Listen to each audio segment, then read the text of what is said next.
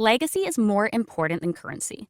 Building a legacy life is like planting a garden that you'll never see. It's a piece of you that will continue to live on after you.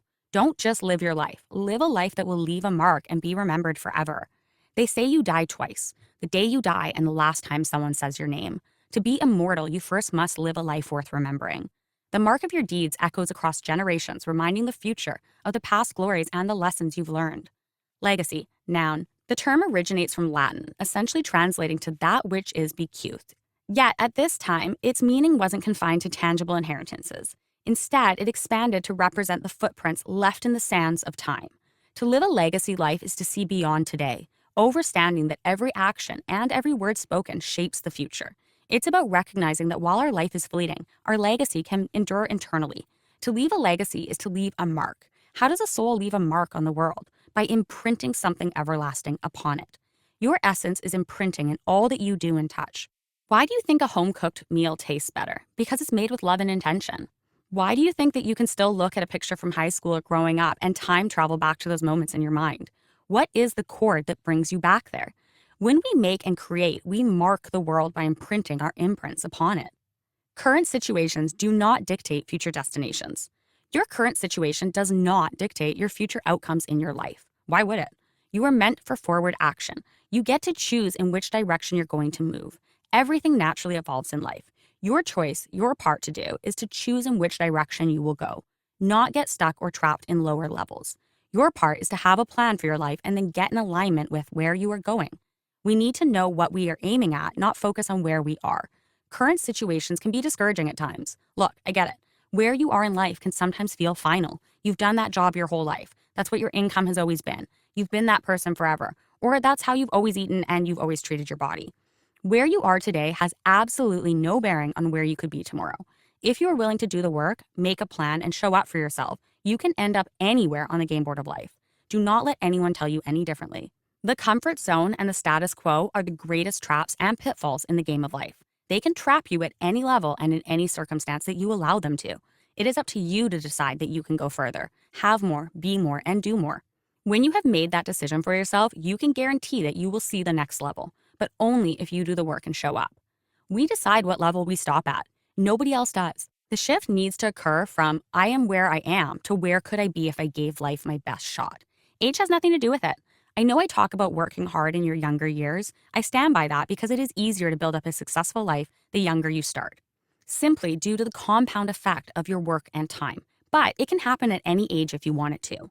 The levels must all be passed, and you can take on any goal at any age and make that happen. Remember our example of a lawyer that we used at the beginning of the book to demonstrate how life was made of only levels? Can a person become a lawyer at 65? Of course they can. Anyone who passes the levels can reach the goal and the reward. It doesn't matter what skill stats or resources you currently have access to. With the right plan and dedication, you will learn to put one foot in front of the other to get there. Each day, you will begin to get one step closer to where you're going, and that's a heck of a lot better than staying somewhere you don't want to be. If you find your situation discouraging, know it will get better little by little, and all is within reach with planning and commitment. Younger self direction check. Looking back at our younger selves allows us to gain valuable insights and wisdom. Imagine offering advice to your younger self, guiding them in their journey. There is a significant value in self-reflection and asking yourself deeper questions to check in throughout your soul game. Self-reflection is a powerful tool for clarity and understanding. Looking back at our past allows us to recognize patterns, learn from our experiences, and identify areas of growth. It provides us with the opportunity to celebrate our accomplishments, acknowledge our challenges, and pay tribute to our regrets. By connecting with our younger selves, we can learn and grow through what we went through. Questions for a self. Are there any decisions or actions I regret, and what can I learn from them? How can I apply the lessons learned to enhance my current life and future endeavors? How have challenges and setbacks shaped my personal growth and resilience? How have my values and priorities evolved since my younger days? In what ways have I embraced personal growth and self-discovery over the years? What advice would I give my younger self if I had the chance? What aspects of my younger self's perspective would I want to hold on to today? What positive changes or accomplishments am I most proud of since my younger days? What steps can I take to create a future that aligns with my truest passions and aspirations?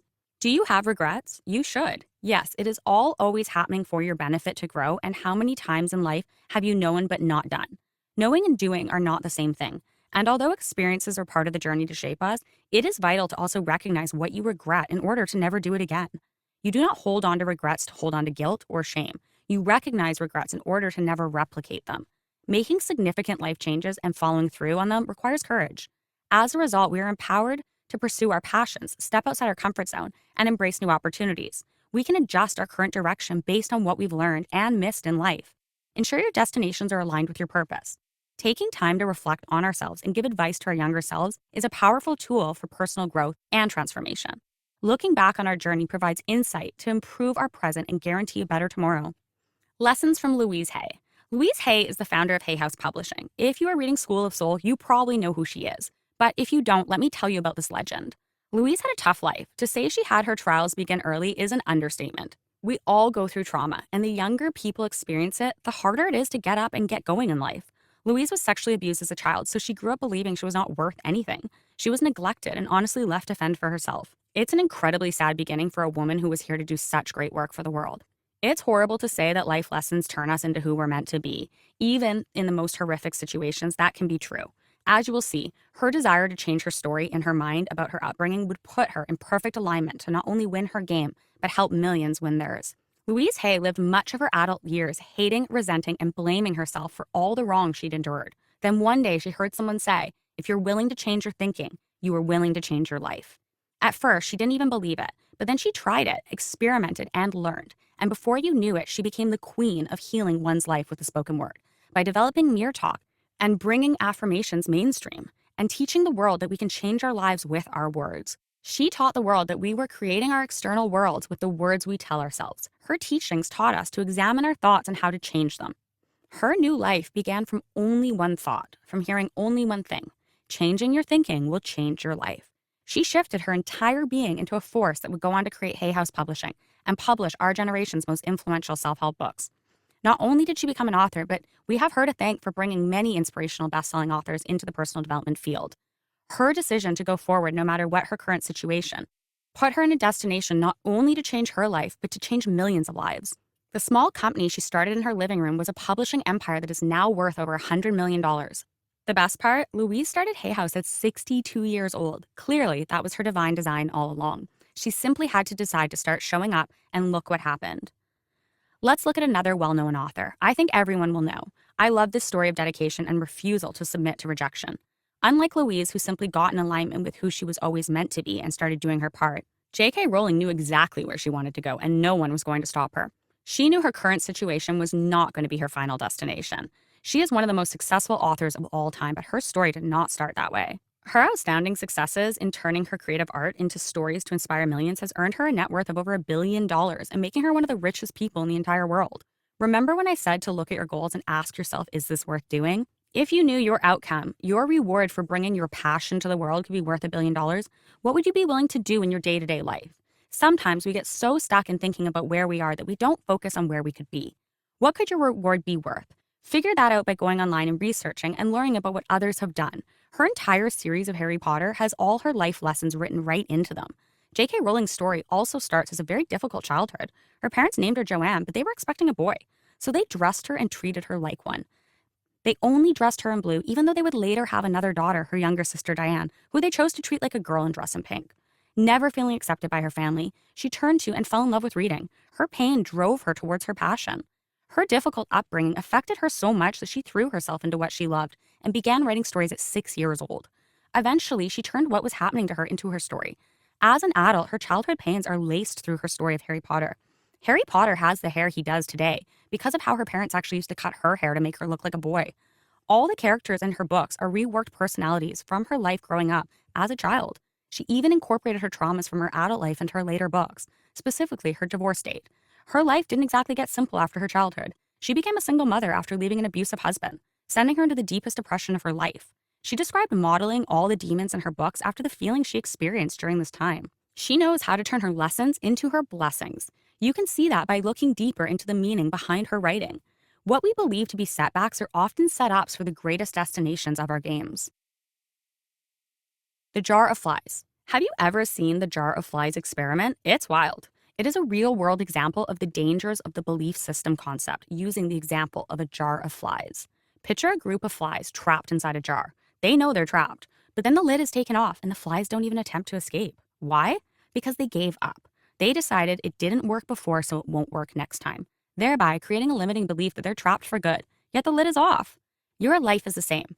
You have limiting beliefs that are holding you back, even though the lid was taken off years ago.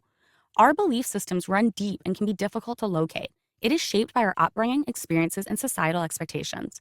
Often, we follow the blueprint that our parents or society has laid out for us, even if it doesn't make sense to our purpose or passions.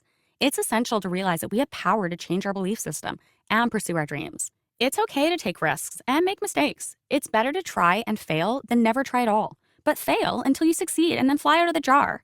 We can change our mindsets and adopt new beliefs that align with our goals and aspirations. By doing so, we can break free from the limitations that our old beliefs put on us and live a fulfilling life. Final thoughts. You must protect your soul. You must protect your originality. You must remain divided from others. Never allow yourself to blend into the herd of life to satisfy those around you. We are not meant to all be equal. This is an agenda message. In reality, we are constructs. Not like archetypes of personality types. No, constructs like how a drop of water is a construct or a moment in time. A drop of water has no tide. Yet, when you put all the unique pieces together, a tide is created. No different than time. Time does not exist on its own. It only exists in relation to movement of other moments moving past it. You are a construct, a unique piece of a divine puzzle. We are meant to be different. We all have something special to offer. That is your purpose. That is worth protecting. No matter what anyone tells you in this life, you are perfect just the way you are. Never forget that. As for me, I didn't want to be just a realtor. I knew exactly who I was meant to be in this lifetime. And since I was a small child, I knew what I loved and what brought me joy and what my God-given gifts were. And although the whole world and everyone I knew told me I couldn't live off doing what I loved and that I couldn't be who I wanted to be, I did it anyways. I said goodbye to them and everything life told me I had to be, instead of saying goodbye to the parts of me that made me me. I thank God every single day for the strength and perseverance I was provided during my transition into alignment with my soul. For I truly stood alone in those moments, and not only did I lack support, but everyone around me also actively worked against me, doing everything possible to keep me from seeing my finish line that would finally satisfy my soul. If I had caved to the pressure and persecution of those who thought they were my judge, jury, and gatekeeper, School of Soul would have never seen the light of day. Know that when you arrive at the moment you understand who you're meant to be in this lifetime, I want you to grab it with both hands and hold on for dear life. For when you do, you will arrive at the promise for your life. And that is the only thing worth chasing in this lifetime. People, places, and things will come and go, but soul satisfaction will last forever. I believe in you, and I believe you can be, do, or have anything you want in this lifetime if you believe in yourself and put one foot in front of the other until you arrive. God bless your soul.